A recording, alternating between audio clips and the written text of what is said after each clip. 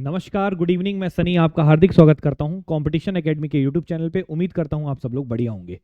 तो दोस्तों, जैसा कि आपको पता है, एडीआई का फॉर्म आपका 10 तारीख से स्टार्ट हो जाएगा। तो उसके लिए जरूर जब फॉर्म आ जाए तो जल्दी से जल्दी फिल कर दीजिएगा।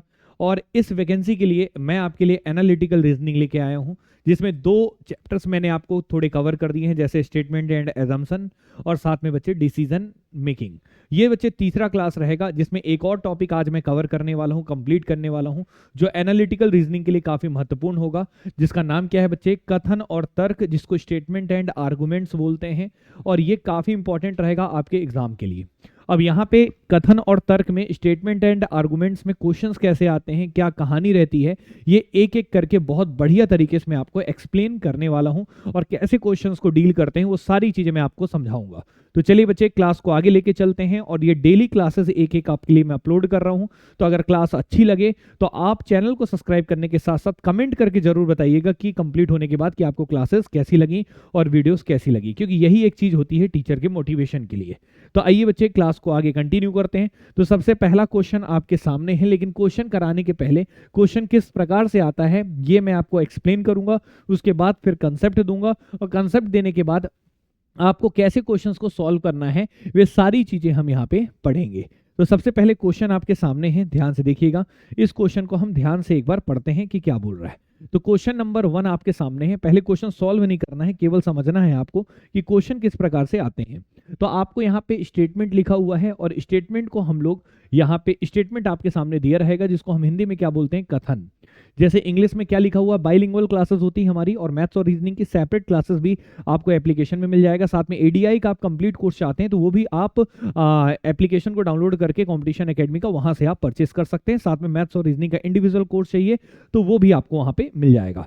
साथ में बच्चे, अगर आपको बुक्स वगैरह लेनी होगी प्रॉपर तरीके से, तो एक कंप्लीट पार्ट 2 के लिए अलग से बुक कमिंग सून है। साथ में इंडिविजुअल किसी भी सब्जेक्ट की बुक चाहते हो तो आप एचआर पब्लिकेशन की बुक वहां से रेफर कर सकते हैं। देखिए, तो सबसे पहले कथन के बारे में जिक्र करें तो कथन लिखा है बच्चे, should sex determination test during pregnancy be completely banned. तो यहाँ पे कथन इस तरीके से कुछ ना कुछ दिया रहेगा। जैसे यहाँ पे कथन दिया है, क्या गर्भावस्था के दौरान लिंग निर्धारण परीक्षण पर पूरी तरह से प्रतिबंध लगा दिया जाना चाहिए।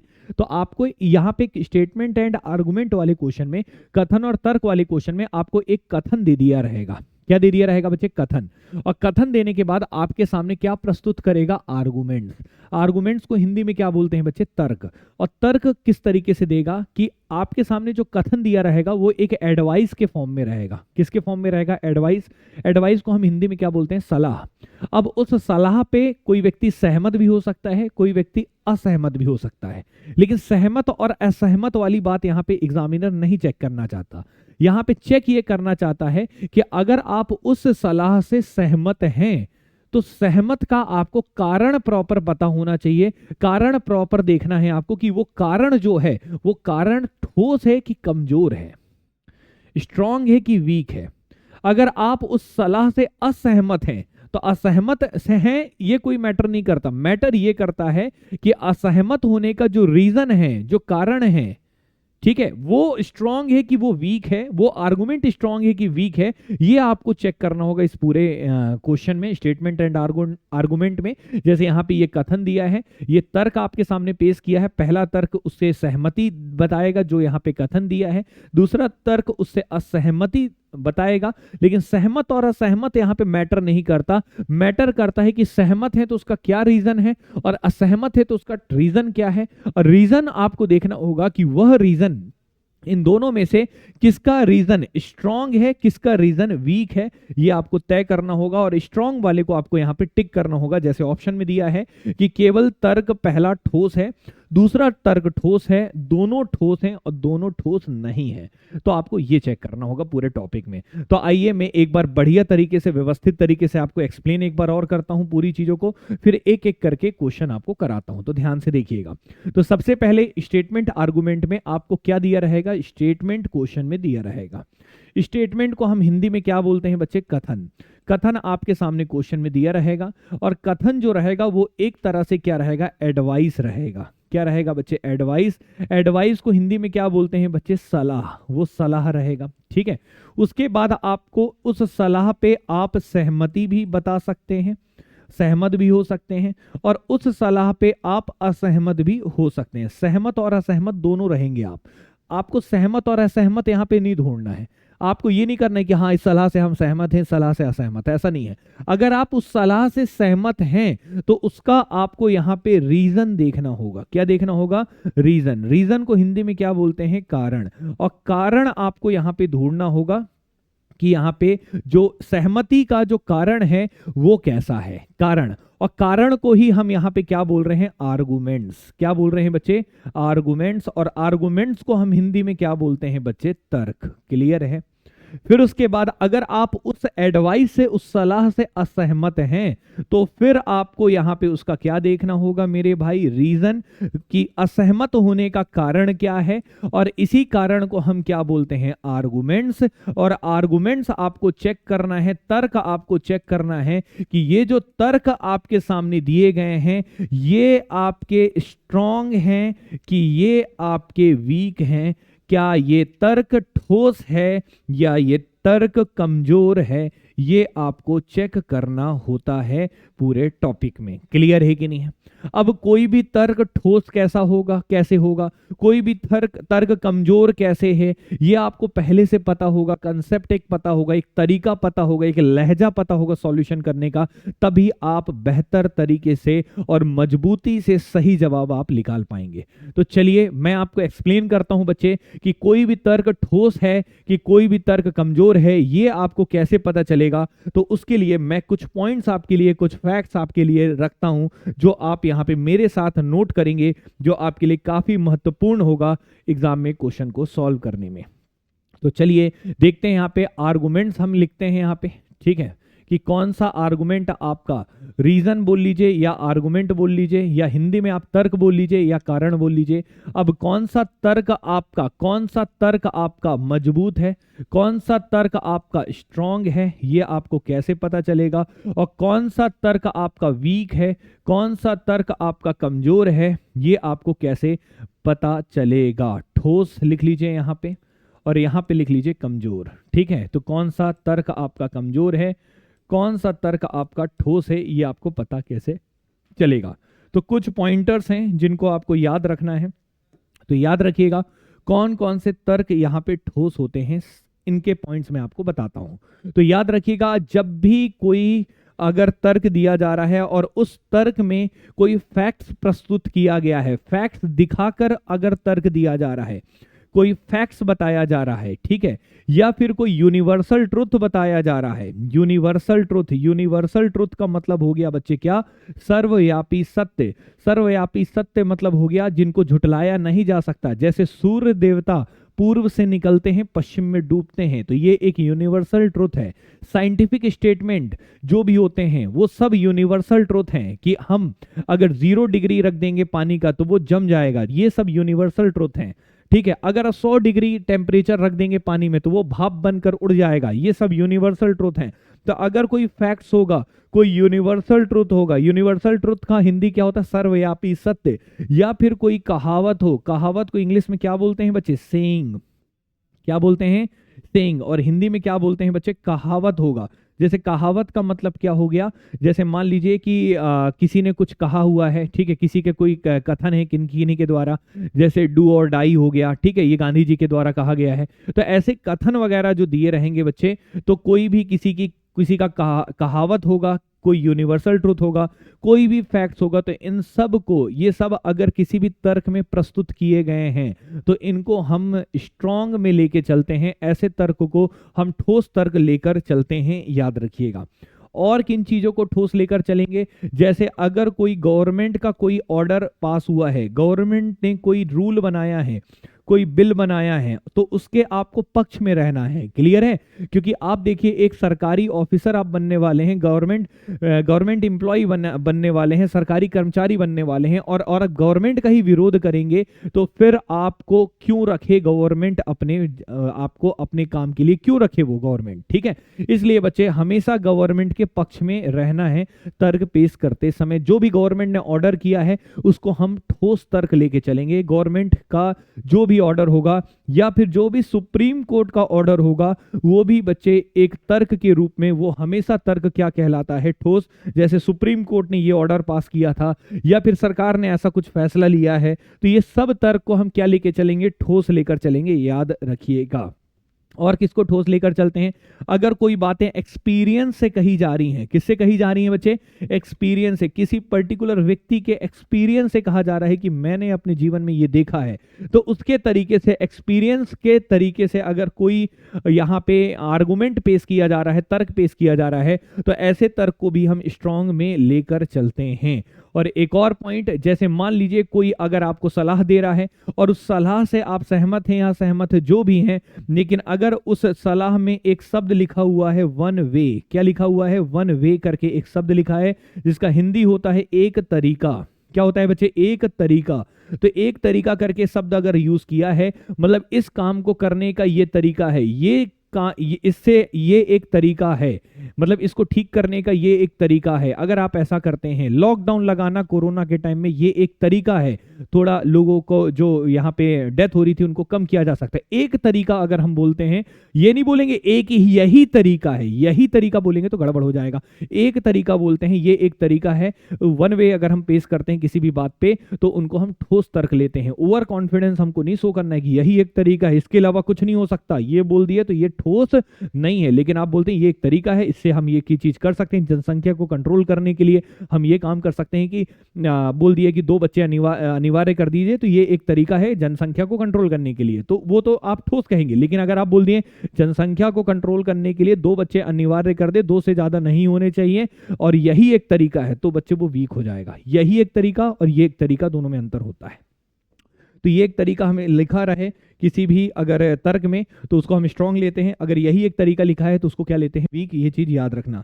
अब वीक में बात करते हैं, कमजोर में बात करते हैं, कौन कौन से यहाँ पे तर्क आपके कमजोर होते हैं। तो तर्क कौन कौन से कमजोर होते हैं, तो जब ओनली शब्द यूज कर दे, क्या शब्द यूज कर दे, केवल, तो वो तर्क हमेशा बच्चे क्या हो जाता है, कमजोर, क्योंकि यहाँ पे आपका ओवर कॉन्फिडेंस शो करता है, जो बिल्कुल ठीक नहीं है। जैसे बोल दिए जनसंख्या को कंट्रोल करने के लिए 2 बच्चे अनिवार्य, 2 बच्चों से ऊपर नहीं होने चाहिए, इसको अनिवार्य कर देना चाहिए, यही एक तरीका है जनसंख्या पे नियंत्रण का। अगर ऐसा बोल दिया तो ये आपका जो तर्क है ये क्या हो जाएगा, वीक हो जाएगा, ये कमजोर हो जाएगा। तो केवल वर्ड यूज कर दिए तो वीक हो जाएगा, याद रखिएगा।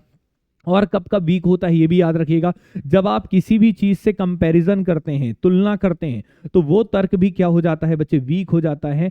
तुलना कभी नहीं करना है। अगर आप तुलना करके आप पेश कर रहे हैं कोई तर्क, तो वो भी क्या हो जाएगा, वीक। जैसे बोल दिए कि चाइना में ऐसा है तो भारत में भी ऐसा होना चाहिए, अमेरिका में ऐसा है तो भारत में भी ऐसा होना चाहिए, तो आप यहाँ पे देशों का कंपैरिजन आप नहीं कर सकते। तो अगर ऐसे करके आप तर्क पेश कर रहे हैं तो वो तर्क हो जाएंगे कमजोर। क्यों, क्योंकि अमेरिका की चीजें अलग हैं, वहां की सारी क्लाइमेटिक चीजें अलग हैं, भारत की अलग हैं सारी चीजें। तो किसी भी देश का किसी भी देश से आप ऐसे कंपैरिजन नहीं कर सकते, क्योंकि दोनों का वातावरण, दोनों की परिस्थिति एकदम अलग है। मिश्रा जी का लड़का टॉपर है और आपके पिताजी बोलते हैं कि मेरा भी लड़का टॉपर बनेगा, तो भैया पिताजी को बोलना तर्क गलत पेश मत करिए, कमजोर हो जाएगा ये तर्क। क्यों, क्योंकि उनकी परिस्थिति अलग है, मेरी परिस्थिति अलग है। ऐसा बोलोगे तो मम्मी वहीं पे चप्पल उठाएंगे और खूब तेज मारेंगी। तो ये तो एक मजाक वाली बात थी, लेकिन ऐसे जब भी कंपैरिजन वाली बात होती है, तुलना वाली बात होती है, तो ऐसे तर्कों को हम क्या बोलते हैं बच्चे, कमजोर बोलते हैं, वीक बोलते हैं। ये बात याद रखिएगा बच्चे, इतनी सी बातचीत है, ठीक है। अब हम बात करते हैं जब भी कोई एडवाइस हो, जब भी कोई सलाह हो, तो सलाह भी बच्चे, जब भी आपको सलाह दे रहे हो, एडवाइस हो, तो वो भी बच्चे एक कमजोर में आता है, कमजोर तर्क में होता है कि किसी ने कोई सलाह दे दिया है, कि किसी ने कुछ कहा है इसलिए आपने ऐसा कर रहे हैं। तो सलाह वगैरह जो होता है बच्चे, इसको भी हम लोग वीक में लेते हैं, कमजोर में लेते हैं, याद रखिएगा। और क्या सलाह लिख देते हैं यहाँ पे, एडवाइस को हिंदी में क्या बोलते हैं, सलाह बोलते हैं। और सुपरस्टिशियस, अंधविश्वास से जुड़ी बातें जो होंगी वो सब कमजोर तर्क पेश करेंगे। सुपरस्टिशियस जितनी भी चीजें हैं जिसको बोलते हैं अंधविश्वास से जुड़ी सारी बातें बच्चे याद रखना, उनको हम एक कमजोर तर्क में लेके चलते हैं। सुपरस्टिशियस सारी चीजें, अंधविश्वास वाली सारी बातें एक कमजोर तर्क को पेश करती हैं। साथ में एम्बिगुअस, एक आखिरी लिखेगा एम्बिगुअस। एम्बिगुअस का मतलब होता है ऐसी बातें जो डबल मीनिंग देती हैं, दो प्रकार की मीनिंग देती हैं।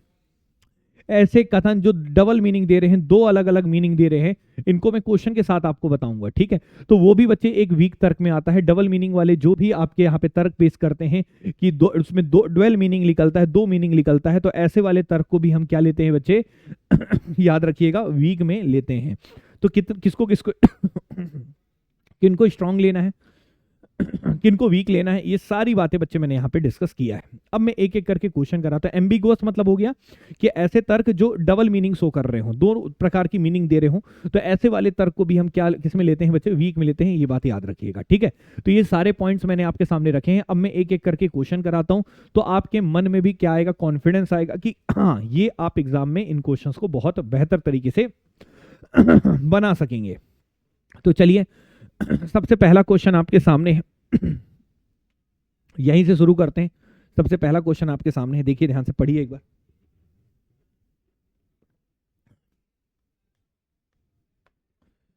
देखिए बच्चे क्या लिखा है।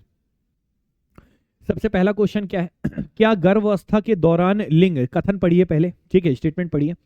क्या गर्भावस्था के दौरान लिंग निर्धारण परीक्षण पर पूरी तरह से प्रतिबंध लगा दिया जाना चाहिए? मतलब जो जैसे मान लो कोई मतलब महिला गर्भावस्था में हुई, मतलब प्रेग्नेंट हुई, प्रेगनेंसी के दौरान जो बच्चों का पता कराते हैं ना सोनोग्राफी वगैरह में कि क्या है, लड़का है या लड़की है, ठीक है, तो लिंग निर्धारण के लिए कंप्लीटली बैन कर देना चाहिए। क्या गर्भावस्था के दौरान लिंग निर्धारण परीक्षण जो होता है, वैसे तो भारत में बैन है ये, ठीक है, आप करा नहीं सकते हो कि लड़का ही कि लड़की है, भाई ये होगा तो जेल हो जाएगा, ठीक है। लेकिन यहाँ पे कथन है, तो कथन को पढ़ते हैं। क्या गर्भावस्था के दौरान लिंग निर्धारण परीक्षण पर पूरी तरह से प्रतिबंध लगा दिया जाना चाहिए? तो ठीक है, ये कथन है, देखते हैं इससे आप सहमत हैं क्या सहमत है। सहमत असहमत मैटर नहीं करता, अगर आप सहमत है तो उसका रीजन दीजिए, असहमत है तो उसका रीजन दीजिए। रीजन इंपॉर्टेंट है, रीजन समझना है। तो पहला तर्क है हाँ, आप सहमत हैं इस बात से कि बिल्कुल उस पर क्या लगा देना चाहिए, प्रतिबंध लगा दिया जाना चाहिए। तो आइए क्या रीजन दे रहे हैं, हाँ आपने बोला, लेकिन इसका रीजन पढ़िए पहले। इससे मादा भ्रूण की अंधाधुंध हत्या होती है और अंततः सामाजिक असंतुलन होता है। बिल्कुल समाज में ऐसा है कि ये लिंग का पता चल जाता है कि बच्चा पुरुष है, बच्चा मतलब मेल है या फीमेल है, ये पता चल जाता है। तो बहुत सारे राज्यों में ऐसा हो रहा है कि वो अगर लड़की होती है तो बचपन में ही उसको मार दिया जाता है, भ्रूण हत्या उसका हो, मतलब बचपन में ही उसको मार दिया जाता है, और अगर पता चल जाए पेट में ही मार दिया जाता है, ठीक है। तो हाँ, इससे मादा भ्रूण की अंधाधुंध हत्या होती है। बिल्कुल मादा धुंध की ये बिल्कुल एक प्रॉपर रीजन है, ठोस रीजन है, क्योंकि भारत में ऐसा फैक्ट्स पाया भी गया है। कई राज्य ऐसे हैं जहां पे ऐसा हो रहा है, जैसे हरियाणा एक उनमें से एग्जाम्पल है, जैसे उनमें से राजस्थान एक एग्जाम्पल है, मध्य प्रदेश के कुछ क्षेत्र में ऐसा है, छत्तीसगढ़ में तो फिर भी काफी स्थिति ठीक है, छत्तीसगढ़ में इस तरीके की कृतियां नहीं होती हैं, मतलब होती हैं, ये नहीं कहूंगा कि बिल्कुल जीरो है, लेकिन कम होती है। यहाँ पे जेंडर इक्वालिटी में छत्तीसगढ़ काफी अच्छा कर रहा है, ठीक है। उड़ीसा में भी ठीक ठाक है, ठीक है। लेकिन यहाँ पे कुछ ऐसे राज्य हैं जहां पे दिक्कत होता है ये चीजों का। तो यहाँ पे क्या बोला, हाँ इससे मादा भ्रूण की अंधाधुंध हत्या होती है, अतः सामाजिक असंतुलन होगा। तो इस बात से हम बिल्कुल ठीक है, पहला तर्क बिल्कुल एक्यूरेट है कि इनको बिल्कुल बैन किया जाना चाहिए, क्योंकि इनके कारण मादा भ्रूण की हत्या बहुत होती है। तो पहला वाला तो क्या है बच्चे, बिल्कुल ठीक तर्क है, स्ट्रांग है। ये वाला क्या हो गया, स्ट्रांग पहला वाला, ठीक है। इस कारण से यहाँ पे ये कथन है।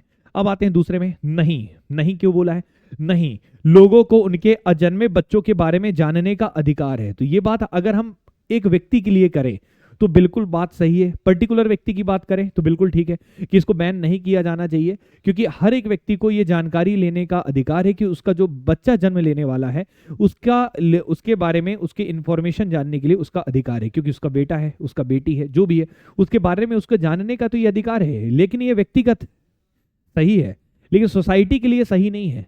व्यक्तिगत मान लो कोई ऐसा व्यक्ति है जो इसलिए जानना चाहता है, मतलब वो लिंग निर्धारण इसलिए जानना चाहता है कि कहीं उसके कोई और बीमारियां तो नहीं हो गई हैं उसको, ठीक है, बच्चे के साथ कोई प्रॉब्लम तो नहीं है, पेट में ही है, अगर कुछ प्रॉब्लम है तो ट्रीटमेंट हम उसी टाइम से शुरू कर दें, ठीक है। तो यहाँ पे पर्टिकुलर व्यक्ति के लिए तो ठीक है, लेकिन एज ए सोसाइटी अगर आप बोलोगे कि ये तर्क गलत है, बैन नहीं होना चाहिए, तो ऐसा बोलोगे तो पूरी सोसाइटी में इसका गलत इस्तेमाल हो जाएगा और लोग लिंग निर्धारण के आधार पर उनकी हत्या करना शुरू कर देंगे।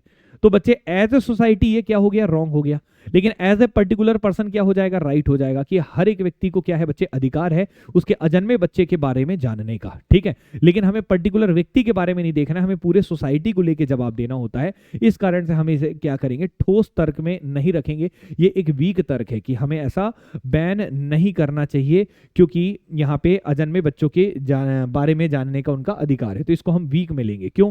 क्योंकि एज ए पर्टिकुलर व्यक्ति के लिए देखेंगे तो स्ट्रांग है, लेकिन अगर पूरे एज ए समाज के लिए देखेंगे तो समाज में ऐसी सोच वाले सब नहीं है।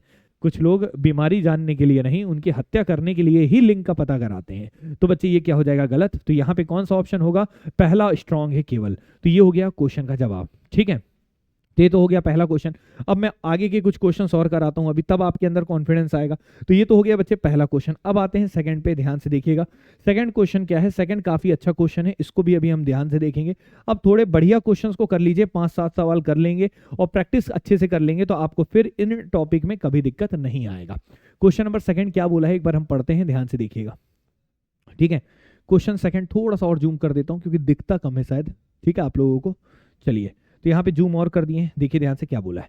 तो कथन है यहाँ पे दूसरा नंबर का, पढ़िएगा। क्या भारत में भविष्य में माता पिता को वर्तमान में 2 या 2 से अधिक बच्चों के मुकाबले एक के लिए बाध्य किया जाना चाहिए?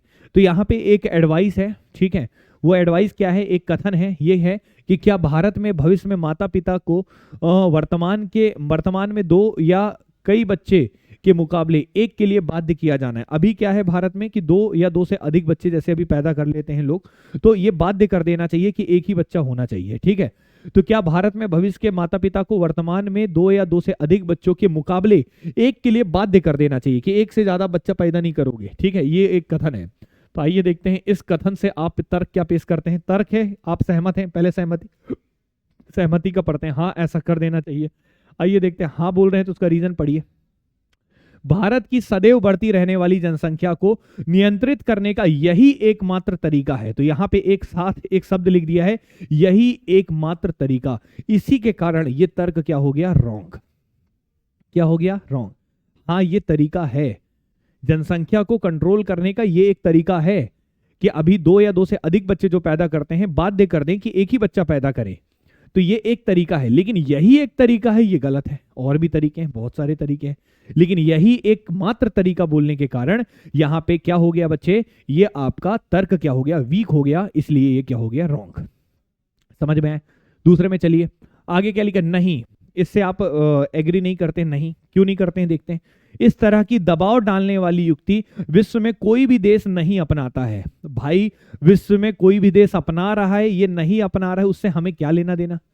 दूसरे से कंपैरिजन के कारण ये भी गलत हो जाएगा, क्योंकि दूसरे देश क्या कर रहे हैं उससे हमें लेना देना नहीं है। भारत की जनसंख्या खतरनाक बढ़ी है, यूरोपियन कंट्री की नहीं बढ़ी है, इसलिए उन लोग ऐसा नहीं करते हैं। लेकिन भैया भारत में जरूरत है इन चीजों के लिए, तो ये वाला तर्क भी क्या हो जाएगा? गलत हो जाएगा। क्यों गलत हो जाएगा? क्योंकि विश्व के कोई भी देश नहीं अपनाता है, तो यहां पे किसी भी देश से आप कंपैरिजन नहीं कर सकते। कंपैरिजन के कारण ये तर्क क्या हो गया? वीक। तो कंपैरिजन वाला, ठीक है, और यही एकमात्र तरीका, इस कारण से दोनों के दोनों तर्क क्या हो जाएंगे? वीक, और दोनों के दोनों क्या हो जाएंगे? गलत। तो आप कौन सा ऑप्शन टिक करेंगे बच्चे? डी ऑप्शन टिक करेंगे, क्योंकि दोनों के दोनों यहां पे तर्क क्या हो जाएंगे? गलत। तो ऐसे क्वेश्चंस को डील करना है, ऐसे क्वेश्चंस को सॉल्व करना है, ये आपके स्टेटमेंट एंड आर्गुमेंट वाले। तो उम्मीद करता हूं आप लोग को क्लास अच्छी लग रही होगी। तो एक बार कमेंट करके जरूर बताइएगा कि आपको वीडियो कैसे लगा, और बच्चे एक बार स्टेटस भी जरूर वीडियोस को लगा दिया करिए ताकि और भी बच्चे इसका फायदा उठा सके। ठीक है, चलिए अब हम आगे बढ़ते हैं बच्चे तीसरे सवाल पे। तीसरा क्या है? ठीक है, आप देख रहे होगे कंटेंट पूरा तैयार करके आपको इतनी सारी चीजें प्रोवाइड कर रहे हैं बाइलिंगुअल मैनर में, तो मेहनत काफी लग रही है। इस मेहनत को आपको भी लोगों तक पहुंचाना है। बच्चे तीसरे में चलते हैं, ध्यान से देखिएगा कथन क्या है।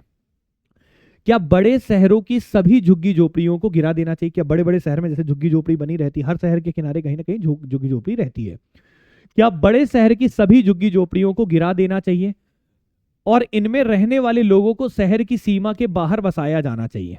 ठीक है, एक बात बताएं, ये सब टॉपिक से ना आपकी पर्सनालिटी निखर कर बाहर आती है कि आप हैं कैसे आदमी, आप क्या सोचते हैं। ठीक है, इससे पर्सनालिटी का काफी पता चलता है। तो ये टॉपिक आपके लिए काफी इंपॉर्टेंट होता है बच्चे। ठीक है, आपके जीवन के लिए भी काफी इंपॉर्टेंट होता है, आपको एक बेहतर इंसान बनाने में ये मदद करता है ये टॉपिक। तो एक बार पूरे क्वेश्चन को फिर से पढ़ते हैं, ध्यान से देखिएगा।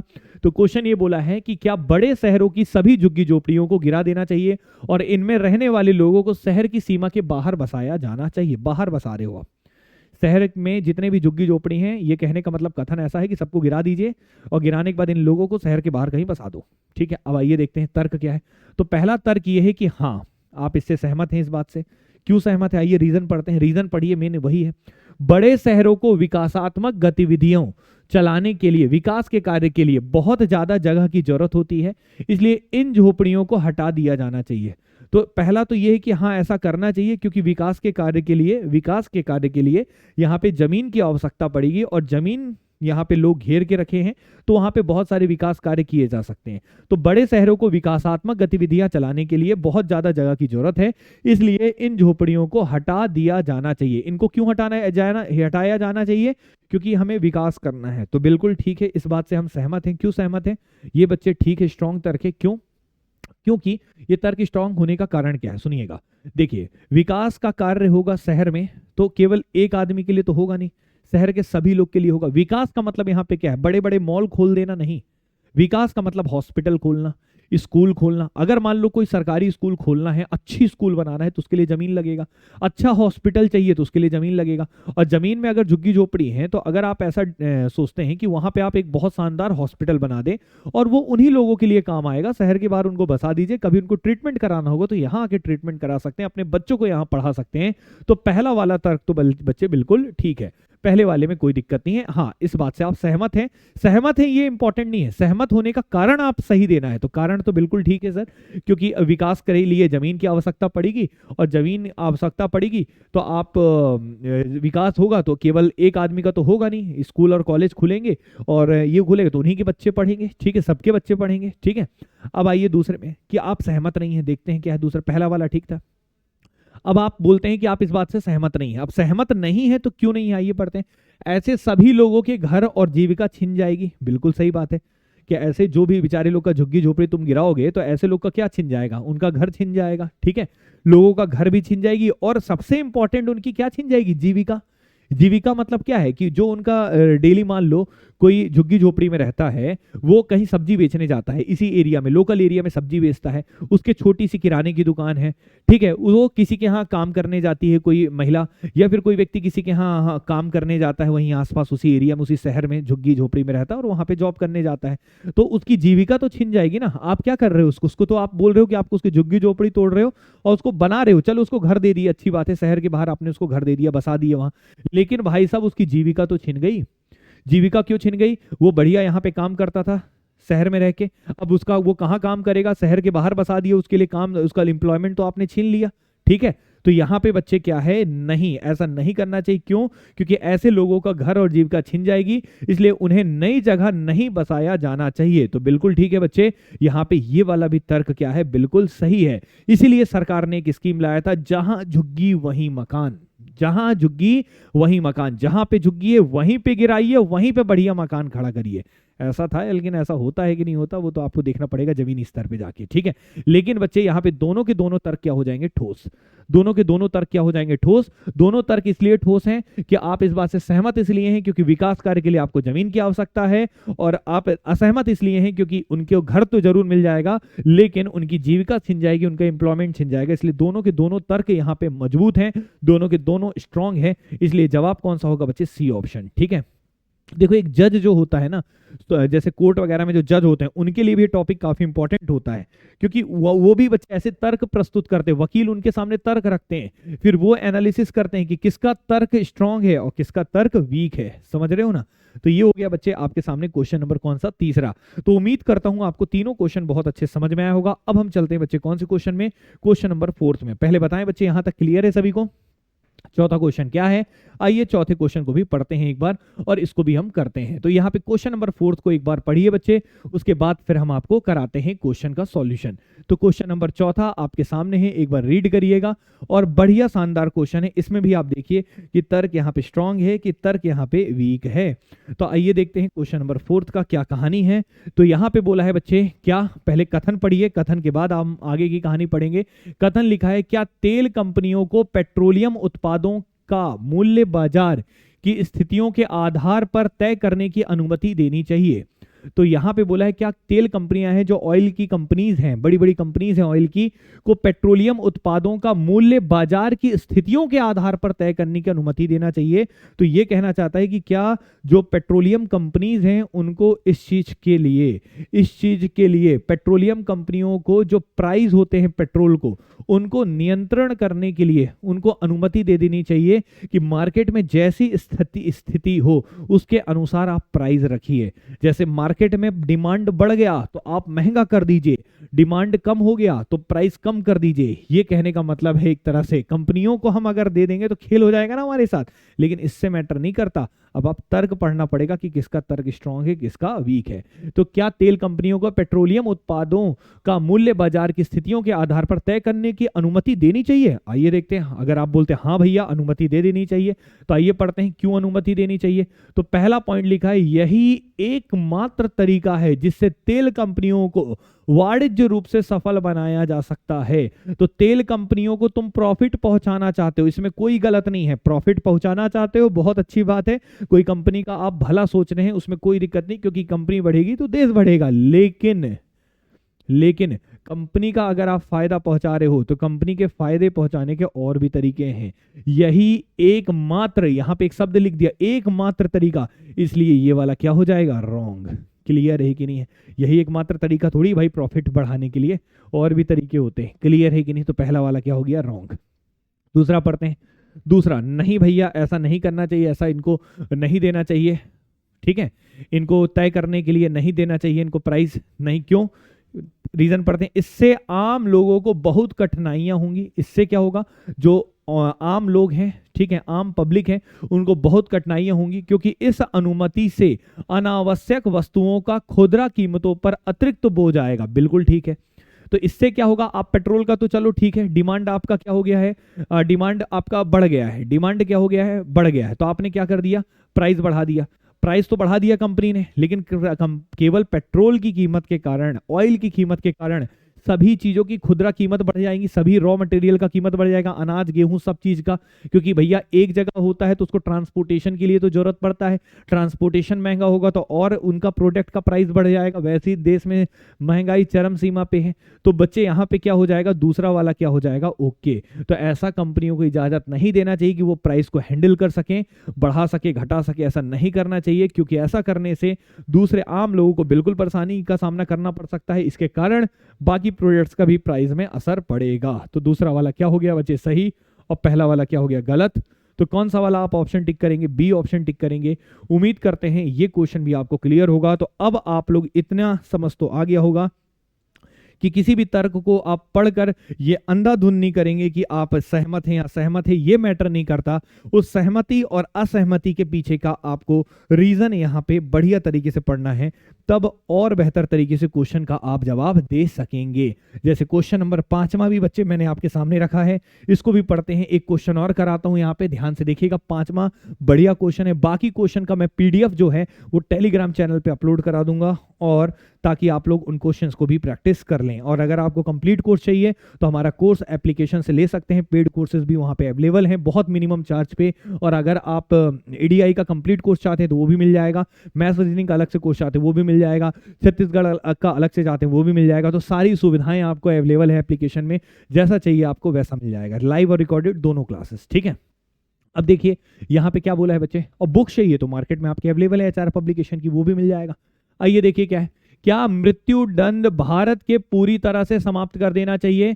मृत्युदंड मतलब जो डेथ सेंटेंस दिया जाता है उसको भारत में पूरी तरीके से समाप्त कर दिया जाना चाहिए, ये कथन है। अब यहाँ पे तर्क पढ़ते हैं भाई। देखिए अगर आप इसे सहमत है, बोलते हैं हाँ मृत्युदंड को खत्म कर देना चाहिए, आइए देखते हैं। यूरोपीय संघ के सभी देशों ने मृत्युदंड समाप्त कर दिया। भाई यूरोपियन कंट्री वाले ने समाप्त कर दिया, उससे हमें क्या लेना देना? हम कंपैरिजन वालों को साफ साफ गलत देते हैं। तो ये तर्क आप पेश कर रहे हैं तो ये तर्क गलत है। क्यों गलत है? क्योंकि यूरोपियन कंट्री कुछ भी करे उससे हमें क्या लेना देना? हमें भारत का सोचिए, भारत के हिसाब से हम मृत्युदंड करना है नहीं करना वो भारत बताएगा, वहां यूरोपियन कंट्री से हम कंपैरिजन करके यहाँ कुछ नहीं कर सकते। ऐसे तर्कों हम वीक लेते हैं, समझिएगा, ठीक है। जब डिबेट सुनते हैं ना, अब आप सुनिएगा, अब आपको मजा आएगा। टीवी में जब डिबेट सुनते होंगे, नेता लोग बैठे हैं बीजेपी का, कांग्रेस का, यहाँ पे पत्रकार, ठीक है, तो अब आप सुनते होंगे, तो अब आपको डिबेट में समझ में आएगा किसका तर्क स्ट्रांग है किसका वीक है। ये आपको इतना मजबूत बना देगा। क्लियर है कि नहीं, कि तर्क कौन मजबूती से और स्ट्रांगली पेश कर रहा है। अभी तो आप बस सबको ये अच्छा लग रहा है, जिस पार्टी को सहमत रहते हैं उसी को आप मजबूती से उस पक्ष में रहते हैं, चाहे कुछ बोले। ऐसा नहीं करना है, पढ़े लिखे हो, सोच समझ के चीजें डिसीजन लो। अब दूसरा पढ़ते हैं बच्चे, दूसरे में क्या लिखा है। पहला तो गलत हो गया। नहीं, अपराधी के मन में भय बनाए रखने का एक तरीका है। बिल्कुल, भय बनाए रखने का, अपराधी के मन में एक भय बनाने के लिए ये एक तरीका है। एक तरीका लिखा है, इसलिए ठीक है। यही एक तरीका बोलता तो गलत हो जाता, कि डेथ सेंटेंस देना ही यही एक तरीका है भय बनाने का। बिल्कुल गलत है, और भी तरीके हैं। ये एक तरीका लिखा है, तो एक तरीका तो बिल्कुल ठीक है कि डेथ सेंटेंस को भारत में बंद नहीं किया जाना चाहिए, क्योंकि ये एक तरीका है, अपराधी के मन में कम से कम भय बना रहता है, जो उन्हें जघन्य अपराध करने से रोकता है। तो ये दूसरा वाला क्या हो जाएगा, सही। तो उम्मीद करता हूं ये भी क्लियर होगा। तो पहला तर्क यहाँ पे रॉन्ग है, और दूसरा तर्क क्या है बच्चे, स्ट्रांग है। इस तरीके से अब आप पढ़कर बहुत व्यवस्थित तरीके से क्वेश्चन का जवाब दे सकते हैं, और ये क्वेश्चन आपको सॉल्व हो जाएंगे। तो कौन सा ऑप्शन टिक कर देंगे आप, बी ऑप्शन। तो ये बताइए, कथन तर्क के भी क्वेश्चन आपको क्लियर हुए कि कैसे आपको देखने हैं। तो इस टाइप से बच्चे इन टॉपिक्स को कवर करना है। यूट्यूब में मैं ऐसे में छोटे छोटे क्लासेस 30-30 मिनट की वीडियोस आपका हर एक टॉपिक का कवर कर दूंगा, जिससे आपको एग्जाम में कम से कम इतना भी पढ़ के जाएंगे तो प्रॉपर हो जाएगा। बाकी आपको कंप्लीट वीडियोस चाहिए तो आप एप्लीकेशन को डाउनलोड करके वहां से कोर्सेज को ले सकते हैं। तो उम्मीद करता हूं आप लोग को समझ में आया होगा। तो आज के लिए इतना ही रखते हैं। 5-5 क्वेश्चंस आज मैंने 5 ही कराए हैं, लेकिन काफी अच्छे क्वेश्चंस थे। इनके आगे के भी क्वेश्चन से बहुत सारे हैं हमारे पास प्रैक्टिस के लिए, तो इन सबको हम पीडीएफ आपको डलवा देंगे। लेकिन उम्मीद करते हैं आप सब लोग को यहां तक समझ में आएगा। तो आज के लिए इतना काफी है, मिलते हैं अगली क्लास में, तब तक के लिए थैंक यू सो मच। जय हिंद, जय भारत।